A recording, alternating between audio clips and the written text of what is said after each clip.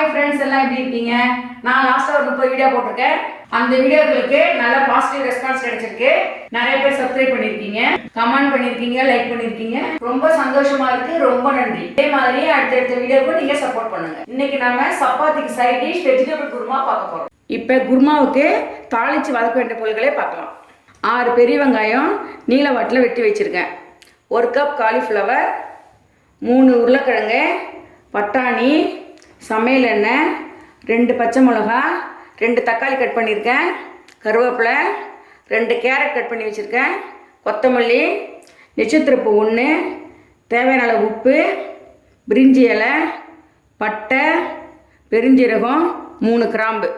காலிஃப்ளவரை உப்பு போட்டு வேக வச்சுருக்கேன். உப்பு போட்டால் புழு இருந்தால் வெளில வந்துடும், அதனால் உப்பு போட்டிருக்கேன். உருளைக்கிழங்கை வேக வச்சுருக்கேன். பட்டாணியை 4 மணி நேரம் தண்ணியில் ஊற வச்சுட்டு வேக வச்சுருக்கேன். அரைக்க தேவையான பொருட்களை பார்க்கலாம். 3 பச்சை மிளகா, பெரிய இஞ்சி துண்டை நறுக்கி வச்சுருக்கேன், 20 பல் பூண்டு உரித்து வச்சுருக்கேன், 1 கப் தேங்காய், 1/2 டேபிள் ஸ்பூன் கசகசா, 1 டேபிள் ஸ்பூன் பொட்டுக்கடலை, 5 முந்திரி பருப்பு, 1/2 டேபிள் ஸ்பூன் சோம்பு. முந்திரி பருப்பையும் கசகசாவையும் தண்ணியில் ஊற வச்சுருக்கேன். ஊற வச்சு அரைச்சா மிக்சியில் சீக்கிரம் மஞ்சிடும், அதனால் ஊற வச்சுருக்கேன். இப்போ நம்ம இஞ்சி பூண்டு விழுதை அரைச்சிடலாம். பூண்டு இஞ்சி விழுதை இப்படி அரைச்சிக்கோங்க. இப்போ நம்ம தேங்காய் அரைச்சிக்கலாம். முந்திரி பருப்பு, பொட்டுக்கடலை, கசகசா, மிளகா, தேங்காய், சோம்பு. தேங்காய் அரைச்சாச்சு. இந்த மாதிரி தளர்த்தியாக அரைச்சிக்கோங்க. வாங்க இப்போ வதக்க ஸ்டார்ட் பண்ணலாம். அடுப்பு ஆன் பண்ணிக்கலாம்.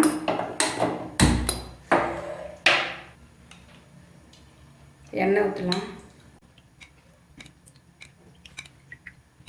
எண்ணெய் சூடேறட்டும்.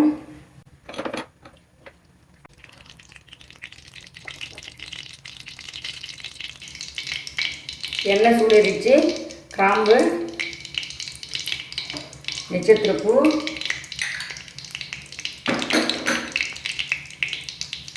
பட்டை, பிரிஞ்சி இலை, சோம்பு.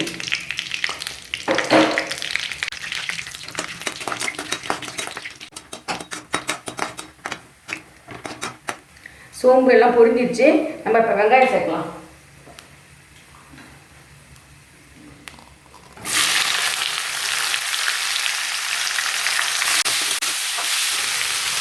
பச்சை மிளகா,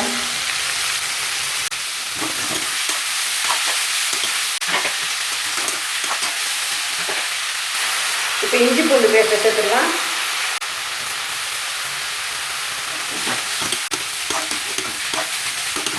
இஞ்சி பூண்டு பேஸ்ட் வந்து பச்சை வாசனை போக நல்லா வதக்கிடணும்.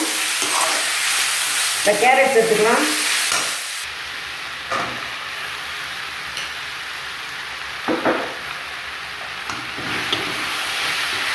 தக்காளி சேர்த்துடலாம். நல்லா வாசனை வந்துடுச்சு, இஞ்சி பூண்டு வாசனை. தக்காளி சேர்த்துக்கணும்.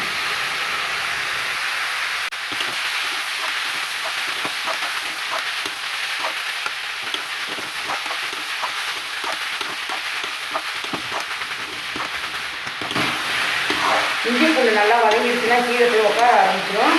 அப்போ நம்ம தண்ணி ஊற்றணும்.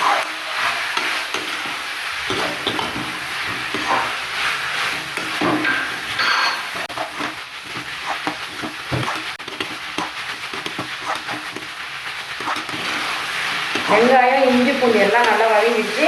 இப்போ நம்ம தண்ணி சேர்க்கலாம்.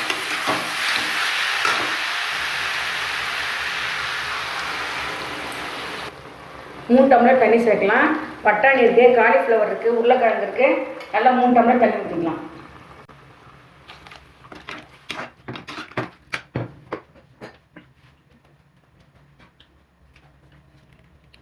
உப்பு போட்டுடலாம். நான் சின்ன ஸ்பூனால் 2 ஸ்பூன் போடுறேன். இப்போ நம்ம மூடி வச்சிடலாம். நல்லா கொதிக்கட்டும். வெங்காயம் வெந்துருச்சான்னு பார்க்கலாம். வெங்காயம் நல்லா வெந்துருச்சு. இப்போ நம்ம பட்டாணி சேர்க்கலாம். பட்டாணி, காலிஃப்ளவரு,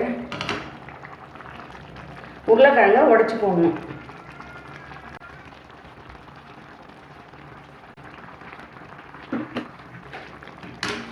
நல்லா கலந்து விட்டுக்கலாம்.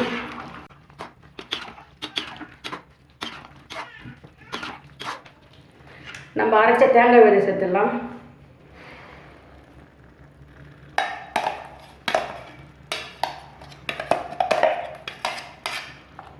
நல்லா தண்ணி அலசி விட்டுக்கலாம்.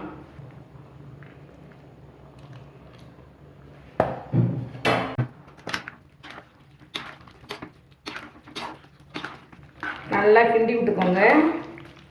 உங்களுக்கு இன்னும் தளர வேணும்னா இன்னும் கொஞ்சம் தண்ணி சேர்த்துக்கலாம். பொட்டுக்கடலை இருக்கு, கொஞ்சம் தடிக்க செய்யும்.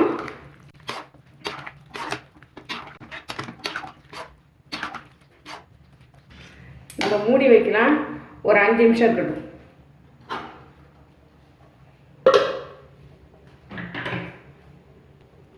மிதமான தீயிலே இருக்கட்டும், இல்லைன்னா அடி பிடிக்கும்.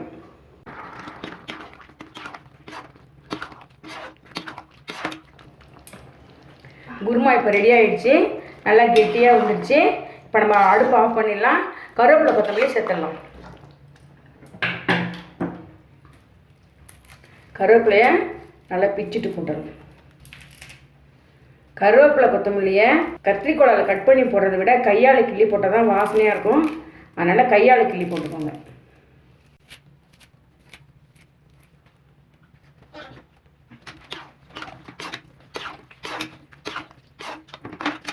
அருமையான வெஜிடபிள் குருமா இப்போ ரெடி ஆகிடுச்சு.